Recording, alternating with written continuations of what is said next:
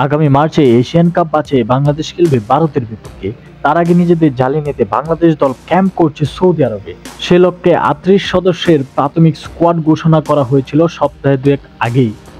বুধবার Bangladesh football federation সেই সংখ্যা কমিয়ে নিয়ে এসেছে ৩০-এ, যেখানে রয়েছে চমক। বাদ পড়েছেন গোলকিপার আনিসুর রহমান জিকো। এছাড়াও বাদ পড়ার তালিকায় আছেন আরেক গোলকিপার সাকিব আল হাসান।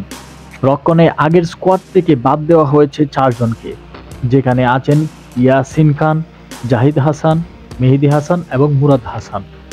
মিডফিল্ডে বাদ দেওয়া হয়নি কাউকেই, তবে ফরওয়ার্ড লাইন থেকে কাটে গেছে রব্বি হোসেন রাহুল ও রফিকুল ইসলামের নাম। বাংলাদেশের প্রাথমিক squad: goalkeeper Mitul Marma, Sujon Hossain, Mehedi Hasan Srabon. Midfielder Mohammad Hridoy, Papon Singh, Sayed Shah Kazen, Mohammad Suhel Rana, Chandan Roy, Mahbubur Rahman Jony, Sheikh Morsalin, Jamal Bhuiyan, Mahbubur Rahman Jony, Hamza Chowdhury.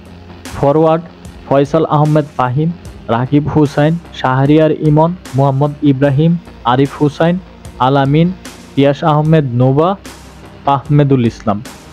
Defender: Sakib Ahad Topu, Rahmat Miah, Shakil Hussain, ঈসা ফয়সাল, তাজউদ্দিন, তারিক কাজী, টপু বর্মন, সাদউদ্দিন, সুশান্ত ত্রিপুরা।